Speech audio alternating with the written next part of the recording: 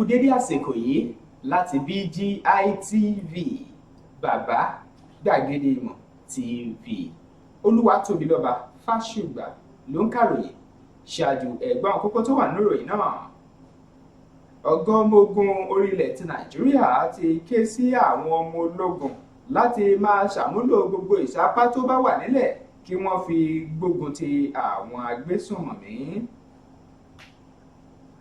Ilé-ẹjọ́ ló ti pàṣẹ fún ẹ̀ka iléeṣẹ́ ọlọ́pàá DSS tí wọ́n sì ti ṣetán láti bẹ̀rẹ̀ sí máa fa ààyè tó lọ́rìn gba Nnamdi Kanu nínú pípààrọ̀ aṣọ àtàwọn nǹkan míì tó jẹ́ ìdájọ́ ilé-ẹjọ́.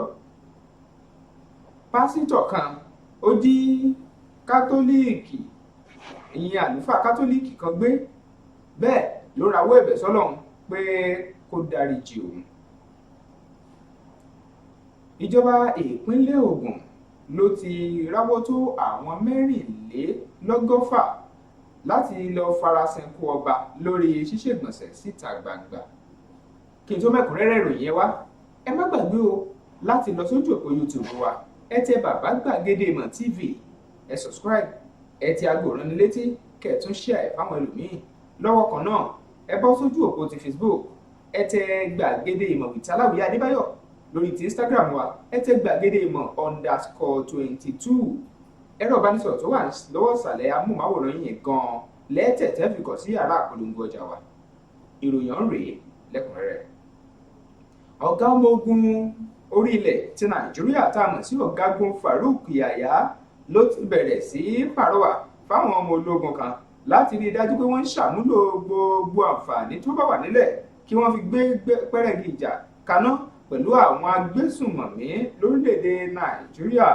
Ọ̀gá ọmọ ogun yìí ó ní ó bẹ̀rẹ̀ sí ṣàlàyé ọ̀rọ̀ pé ń ṣe ni àwọn ọmọ ológun ni wọ́n gbọ́dọ̀ múra síṣẹ́ lóní kankan ju tàtẹ̀yìnwá lọ. Ó sọ eléyìí lásìkò tó ń ṣe àbẹ̀wò síbùdó àwọn ọmọ ológun kan eléyìí tó ń jẹ́ Sadanwuka àti Obieno, eléyìí tí ó ti fi ọ̀rọ̀ àmọ̀ràn rẹ̀ sóde fún wọn.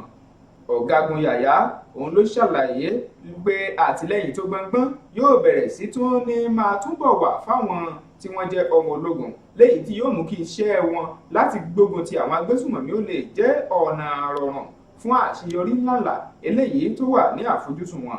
Ọ̀gá ọmọ ogun yìí ló tún sọ síwájú sí pé ìgbáyégbádùn wọn gan ni wọ́n ó túbọ̀ mú kí ó gbẹdẹmukẹ ju tàtẹ̀yìnwá lọ.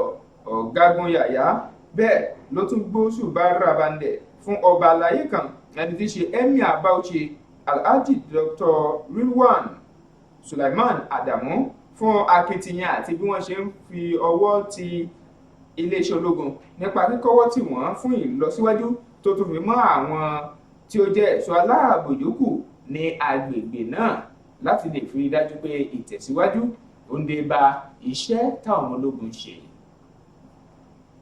Lọ́wọ́ kan náà, ṣáájú níròyìn ti gbé jáde pé ilé-ẹjọ́ gíga ìjọba àpapọ̀ tó fìdí kalẹ̀ sílùú Àbújá ti pàṣẹ fẹ́ka iléeṣẹ́ ọlọ́pàá DSS láti rí i dájú pé wọ́n bẹ̀rẹ̀ sí fi àyè gba adarí ikọ̀ tó ń pè fún ìlú olómìnira ti Biafra tá a mọ̀ sí IPOB ìyẹn Nnamdi Kanu kó lè máa láǹfààní àti túbọ̀ wà ní ipò gbẹdẹmukẹjú tàtẹ̀yìnwá lọ lọ́gbà ibi tí wọ́n fi á sí lọ́dọ̀ àjọ DSS. Níbẹ̀ bẹ́ẹ̀ bá gbàgbé nínú ìdájọ́ adájọ́ Binta Njako eléyìí tó ṣe lánàá ló sọ pé kí wọ́n fi ààyè ńlá tó lọ́rìn sílẹ̀ fún Nnamdi Kanu kó lè máa pààrọ̀ aṣọ ẹ̀, bẹ́ẹ̀ sì rèé kó lè máa ṣe ìjọsìn rẹ̀ gẹ́gẹ́ bí ìgbàgbọ́ tó ní. Lọ́wọ́ kan náà wọ́n tún ní kó láǹfààní fún ètò ìlera pípé eléyìí tí yóò mú kí ó túbọ̀ lè máa gba ìtọ́jú lọ́nà tó yà lárọ̀tọ̀. Adájọ́ Njako òun ló pàṣẹ eléyìí fún ẹ̀ka iléeṣẹ́ ọlọ́pàá DSS lọ́wọ́ kan náà tí wọ́n sì sún ìgbẹ́jọ́ ọ̀hún síwájú di ọjọ́ 22 oṣù kínní ọdún 2022 kúrò ní ọjọ́ 19 eléyìí tí wọ́n kọ́kọ́ ń rò ó láti gbé tẹ́lẹ̀. Ẹni tí ó jẹ́ agbẹjọ́rò Nnamdi Kanu Ifejeko òun ló bẹ̀rẹ̀ sí rawọ́ ẹ̀bẹ̀ ṣáájú fún ilé-ẹjọ́ kí wọ́n lè gbégbèsè akin lórí ohun tí wọ́n ń fẹ́ kó sì di pé ìgbẹ́jọ́ lórí Nnamdi Kanu yóò lè túbọ̀ yá ní kankan síwájú sí i. Wàyí o, ọwọ́ iléeṣẹ́ ọlọ́pàá ní ìpínlẹ̀ Imo ó tẹ pásítọ̀ kan tó kọ̀ ń jẹ́ Izuchukwu Anuloba léyìí tí ó jẹ́ ọmọ ọdún márùndínlógójì tó ń ti àwọn míì pẹ̀lú ẹ̀ lórí bí wọ́n ṣe jí ẹni tó jẹ́ àlùfáà ìjọ kátólíìkì kan gbé tá à ń pè ní Fada Fidelis Ekemba. Àwọn òṣìṣẹ́ iléeṣẹ́ ọlọ́pàá ni ó gbá àwọn wọ̀nyí mú gẹ́gẹ́ bí wọ́n ṣe ṣàfisóde rẹ̀ látọwọ́ ẹni tí í ṣe kọmíṣánná fún iléeṣẹ́ ọlọ́pàá ìpínlẹ̀ náà Rabiu Hussaini. Òun ló ṣàlàyé wípé ọwọ́ bá àwọn afurasí ọ̀hún léyìí tí ẹ pé wọ́n gba mílíọ̀nù 5 náírà kó tó di pé wọ́n dá àlùfáà ìjọ kátólíìkì ọ̀hún sílẹ̀ lẹ́yìn ìgbà tí wọ́n gbé e pamọ́ fún bíi ọjọ́ méje ọ̀tọ̀ọ̀tọ̀. Kọmíṣánná ọlọ́pàá wá ṣàlàyé síwájú sí pé akitiyan ló ń lọ lójú méjèèjì láti rí i dájú pé gbogbo àwọn tí máa ń jíni gbé ní ìpínlẹ̀ Imo àti àwọn agbègbè míì ni wọ́n rí i dájú pé wọ́n yí lágbòdà síná. Lọ́wọ́ kan náà ó ní ó fi kún àlàyé rẹ̀ wípé ọwọ́ bá pásítọ̀ yìí nípínlẹ̀ Èkó nípasẹ̀ akitiyan ẹ̀ka ọ̀tẹlẹ̀múyẹ́ iléeṣẹ́ ọlọ́pàá tó ń gbógun ti ìwà ìjínigbé léyìí tí wọ́n sì gbà mú ṣe kàn. Nígbà tó ń ṣàlàyé ọ̀rọ̀ fún oníròyìn, ẹni tí í ṣe Anuloba tí ọwọ́ bá yìí tó jẹ́ ajínigbé tó sì tún péré ní pásítọ̀ ìyẹn ìránṣẹ́ Ọlọ́run, ó ní ó ṣàlàyé pé mílíọ̀nù 1.5 náírà ó ní wọ́n ṣe bẹ́ẹ̀ tí ó kan òun nínú mílíọ̀nù 5 náírà eléyìí tí àwọn gbà, àmọ́ òun kábàámọ̀ wípé ń ṣe ni òun hùwà ìjínigbé tóun sì ń rawọ́ rasẹ̀ sí Ọlọ́run kó dáríjì òun kúrò nínú ìwà burúkú eléyìí tí ń dojú tini tóun hù. Ẹ̀wẹ̀, ìjọba ìpínlẹ̀ Ògùn lábẹ́ gómìnà ọmọọba Dàpọ̀ Abíọ́dún ni wọ́n ti ṣègbámúṣekún àwọn 64 eléyìí tí wọ́n ń ṣègbọ̀nsẹ̀ síta gbangba léyìí tí ìjọba rí gẹ́gẹ́ bí ohun tí mẹ́rẹ̀ yí ìpínlẹ̀ Ògùn nípa àyíká àti nínú ètò ìlera nílẹ̀ yìí tí ń ṣe nípínlẹ̀ Ògùn.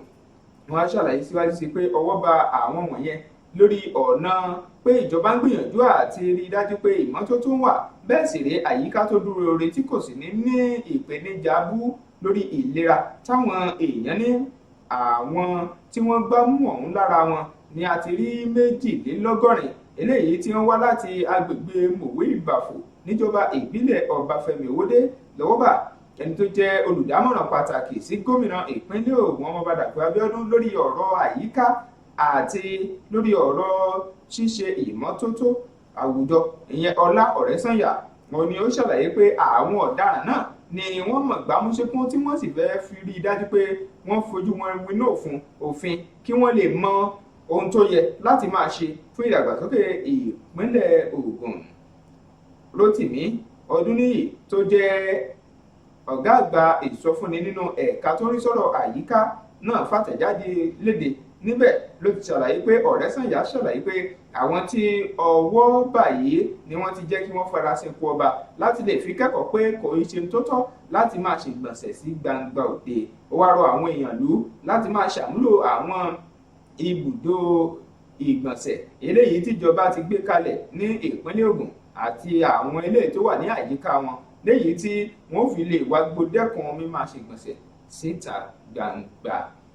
Èyí lópin ìròyìn àpapọ̀ wa fún ti dédé àsìkò yìí, àmọ́ kí n tó máa lọ ẹgbọ́n àwọn kókó náà lẹ́ẹ̀kan sí.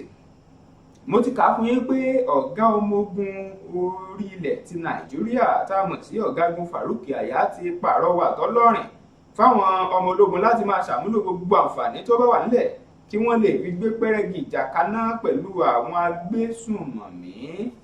Lọ́wọ́ kan náà lẹ́tún gbọ́ wípé ẹ̀ka iléeṣẹ́ ọlọ́pàá DSS ni ìtọ́ni ti wá fún wọn láti ilé ẹjọ́ pé kí wọ́n bẹ̀rẹ̀ sí fààyè tọ́lọ́rìn gba Nnamdi Kanu kó lè mọ pààrọ̀ aṣọ ẹ̀ tó ń ti gbígba ìlera tó gá yàtà. Lọ́wọ́ kan náà ni mo tún kà á fún yín wípé pásítọ̀ kan ló jí àlùfáà kátólíìkì kan gbé, bẹ́ẹ̀ ló ń rawọ́ rasẹ̀ sọ́lọ́run ń gbé kó dáríjì wọn o. Bákan náà ni a tún mú wá fún yín pé ìjọba ìpínlẹ̀ Ògùn rán àwọn 64 kan lọ farasin kú ọba fún bí wọ́n ṣe ń ṣègbọ̀nsẹ̀ síta gbangba òde.